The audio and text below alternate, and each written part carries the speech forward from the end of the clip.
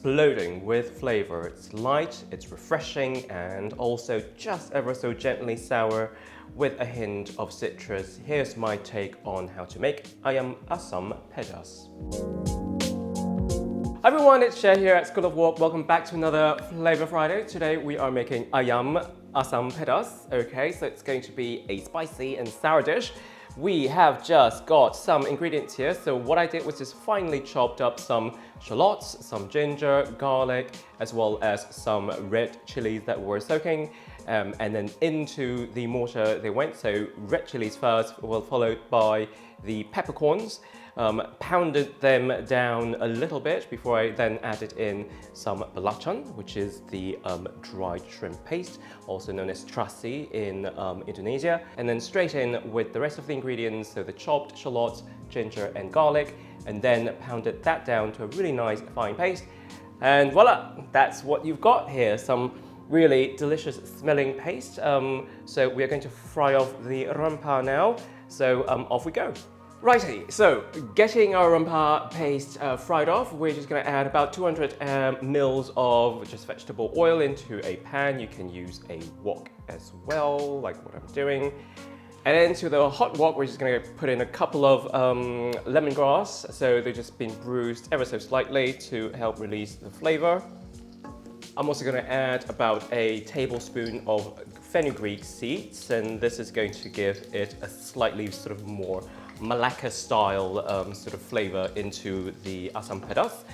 And then we will just then get our spice paste in. And then we'll just let that fry off for about 5 to 10 minutes. You should sort of start to see the colors sort of change from a sort of a bright red to much darker red. And all of the oils and all of the red will come out from the dried chilies as well.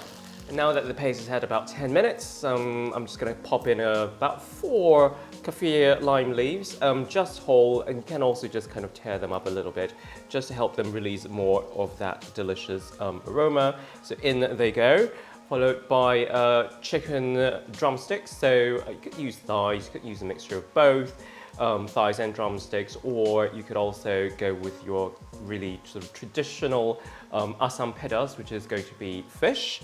Just coating the chicken really well in that spice paste. And then we're just going to add more water, just enough to basically kind of cover the chicken. And that can just simmer away for about the next sort of 20 to 30 minutes. So whilst the chicken is simmering away, I'm just going to toast off some desiccated coconut in a dry frying pan.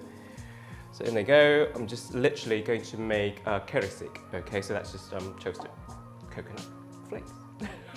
So really important to just watch your coconut as you're toasting it, because you don't want burnt coconut. Okay, so when you're toasting coconut, never ever ever walk away from it. Nice and brown, so we're just going to empty that into a bowl and reserve that for later. And of course, we can't have asam pedas without the asam. So asam means sour, but also refers to asam, the actual asam, which is our tamarind paste or a tamarind block, as we've got here. So I've got about sort of 200 grams here. I'm not going to use all of it, obviously, but I would say about 75 grams or so of tamarind block. It comes in this form. You could also just get the ready-made stuff, which comes in a jar or in a tub. So that goes into a bowl, and all you need to do is just add about the same amount of water. So ratio is about 1 to 1. So just massaging with my fingertips, and there we go. We pretty much have tamarind water, so that's your asam. We also just have a couple of ingredients to prep for our asam pedas. So just going to go with the traditional lady fingers, or sometimes also called okra. So easy way to prep, just taking off the top cap there, and you can also just kind of cut them in half if they're quite big. Just kind of slice them on the diagonal, just, well, looks a little bit nicer when things are cut that way. And we just happen to have a lovely tomato here, and we're just gonna quarter that, or rather just cut them into wedges, big wedges. And finally also we've got some Vietnamese coriander, also known as laksa leaves, and we're just going to take the leaves off of the stem And don't worry if you can't get hold of laksa leaves. They're completely optional for this. It's just that with Malaccan style asam pedas, usually we pop these in as well. They have this amazing, really kind of pungent aroma, really quite strong, and also have a little bit of kick to them in terms of spice and heat. So just kind of giving the bottom of my wok a bit of a scrape, just to make sure that none of that spice paste is sticking. You certainly don't want any burning, and that's all looking really nice and deep golden, sort of yellow in color. So all of my okra can go in, as well as my tomatoes, followed by the laksa leaves. Just going to give it a really good stir so everything gets mixed through. Just in terms of seasoning, we cannot, of course, forget about seasoning. So just going to go in with some of my gula melaka. You can also just use soft light brown sugar if you like, as well as my toasted kera stick. That's my desiccated coconut flakes going in.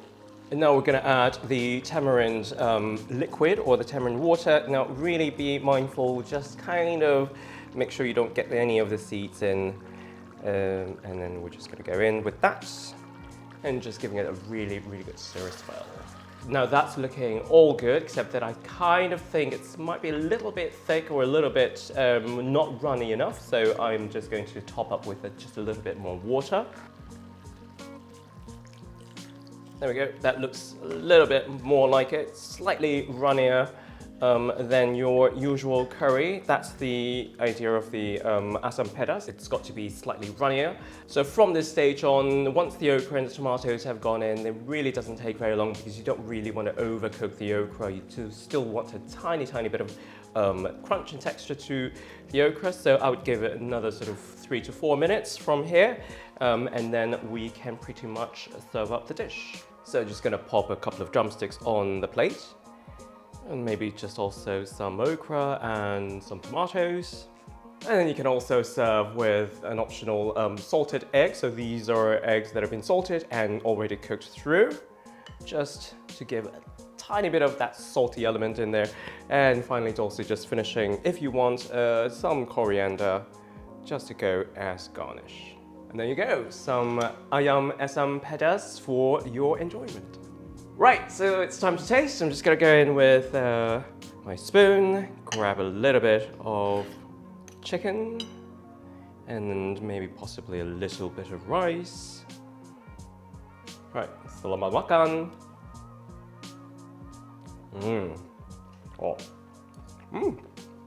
Really nice flavors. They've got that sourness coming through, really quite strong, tempered with a little bit of that sugar and that sweetness from the gula melaka.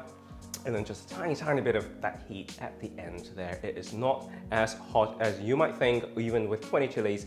So try out the recipe and let us know in the comment below whether you think a Asam Pedas is a curry or is it not a curry. Thanks for tuning in to Flavour Fridays. Take good care and I'll see you next time.